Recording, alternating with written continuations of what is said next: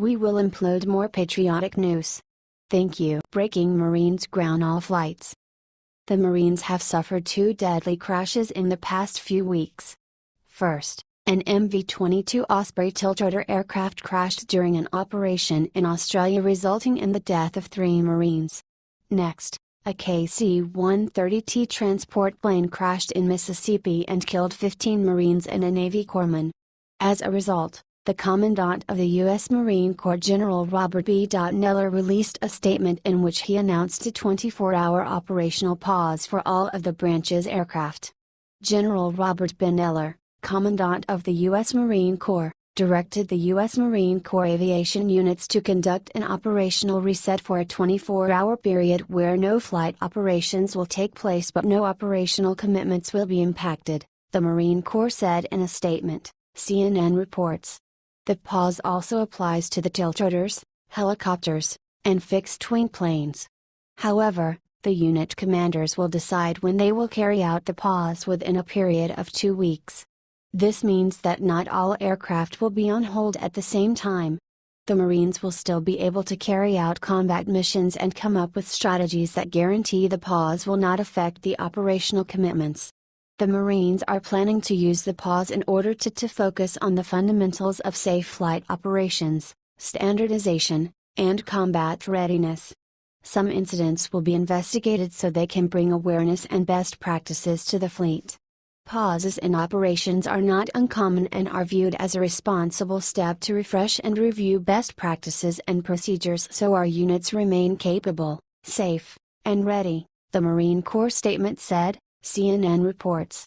We can't afford more crashes like this. We need our Marines in order to protect our country from our enemies.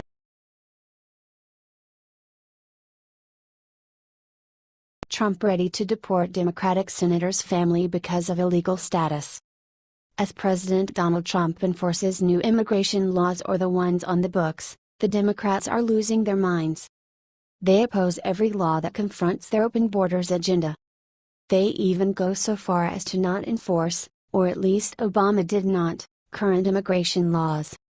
Which makes the illegal aliens think they can do whatever they want and get away with it.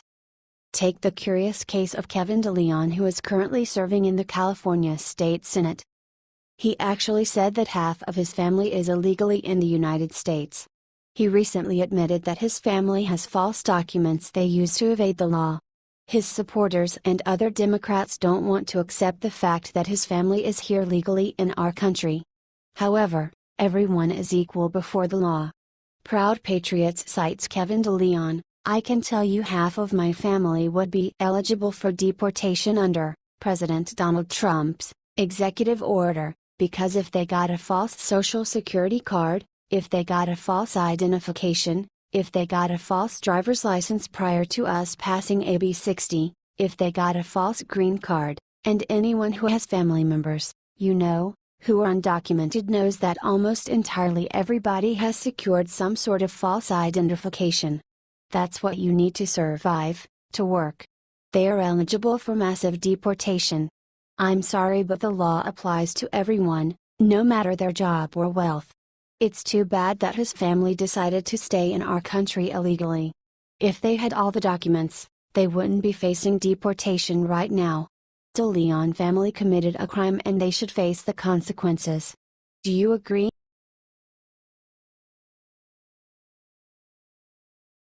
Video: Katie Couric sued for $12 million lawsuit for faking anti-gun documentary.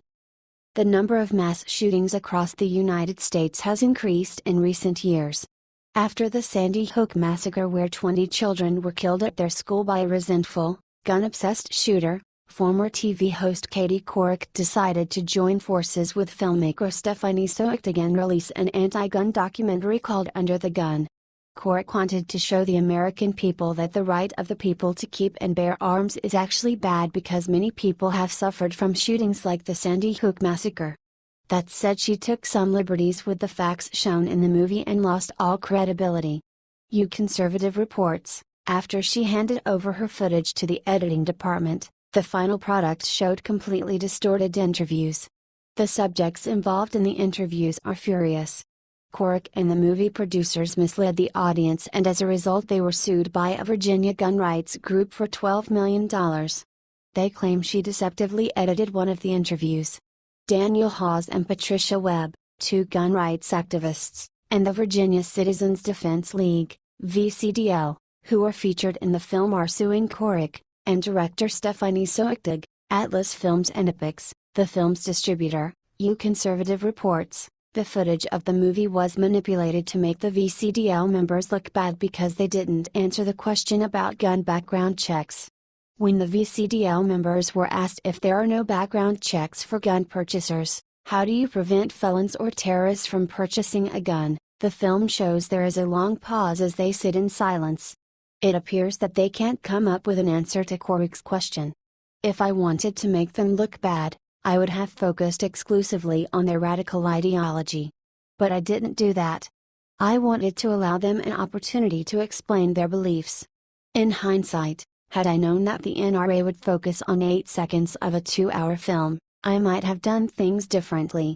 But I made the creative decision and I stand by it, Ms. Soechtig responded at the time, Conservative reports. Although Couric apologized for the misleading editing, that doesn't change anything. You can watch below how the interview was actually filmed. I guess Couric got what she deserved. She misled the public in her movie and now she has to pay the price for that. Do you agree?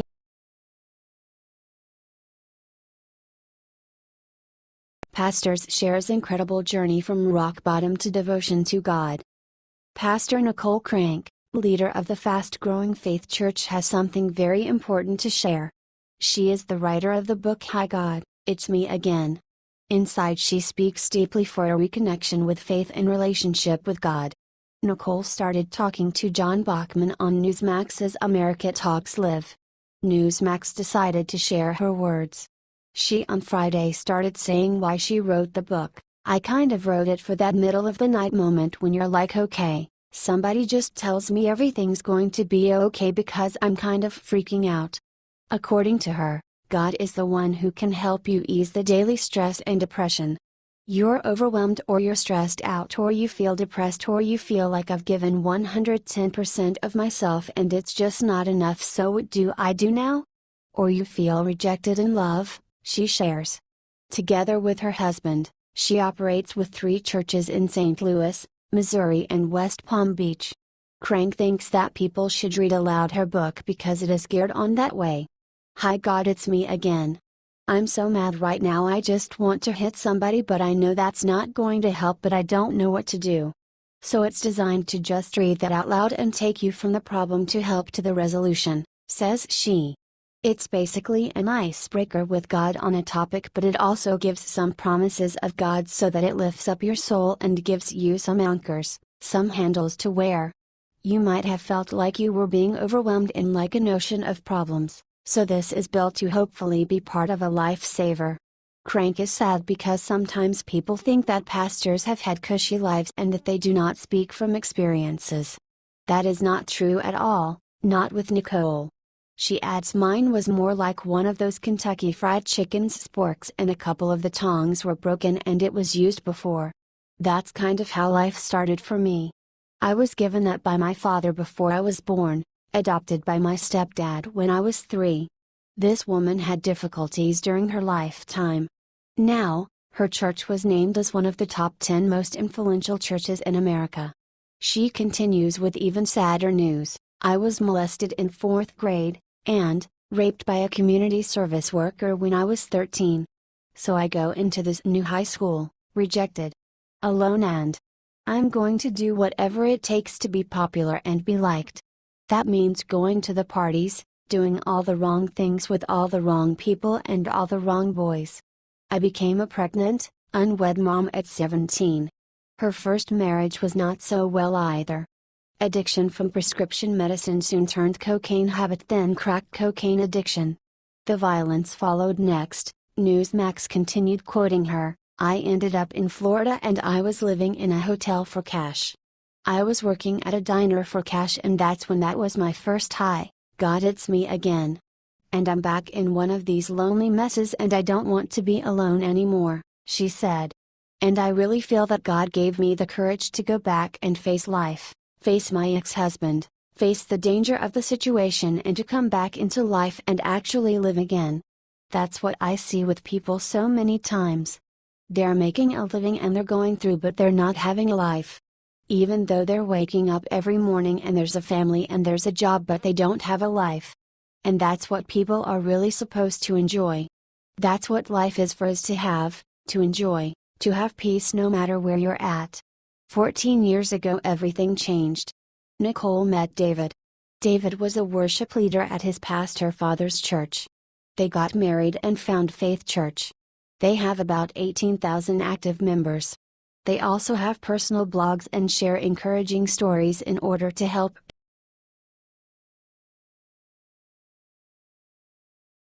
Al Gore stunts liberal America with what he just said about President Trump. This country is dealing with North Korea longer than you think.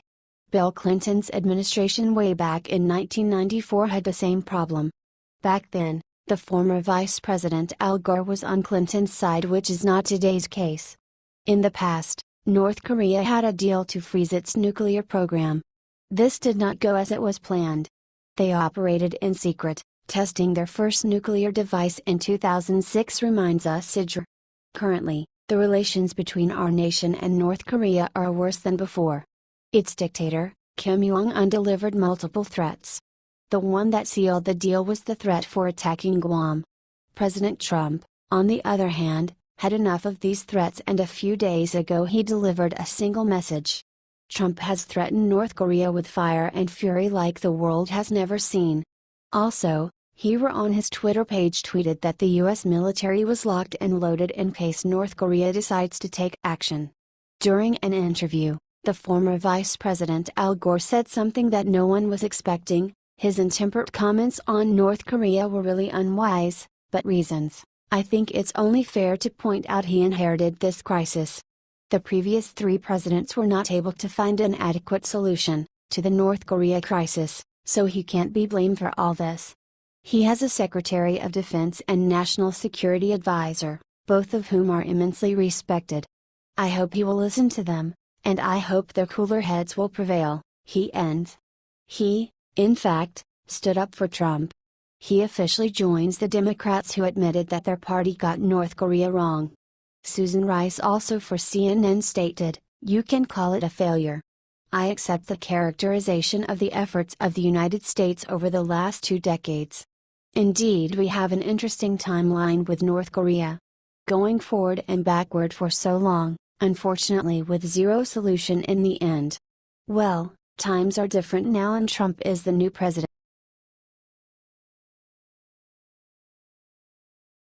Shocking evidence uncovered about Obama administration and North Korean nukes.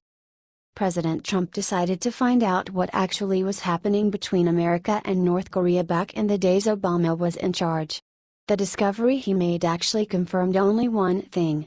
Obama and his administration were never working or will work for the American people. North Korea's dictator Kim Jong-un for so long is attacking this country with different sort of threats. Trump had enough of it, and that is why he now is taking serious actions. Sad is the fact that the Obama administration has known about North Korea for much longer than we thought. It has been said that North Korea recently got the capability to put nuclear warheads on their missiles, but this is not true, reports World Politicus. There was an article, from 4 years ago, in which this was the main story. A new assessment by the Defense Intelligence Agency has concluded for the first time, with moderate confidence, that North Korea has learned how to make a nuclear weapon small enough to be delivered by a ballistic missile. Obama did not like this report. So, obviously, his administration tried to end it before it made headlines. Also, they did it in order not to look responsible before the public's eye. He never moved his finger when it came to North Korea's regime. The same regime that caused harm like nothing before. This information was of great importance and Obama did everything to hide it. All because he wanted this to not look like it's his fault. This was, in fact, something that many people wouldn't be happy about. That is why Kim Jong-un is so full of himself. For years, the previous administration knew about his nuclear capabilities, did nothing and hid it from the public. Sadly for him, the current administration is nothing like the one before. President Trump is now dealing with the consequences of Obama's actions. But, it doesn't matter because he is willing to prove that no one, not even North Korea, can defeat America.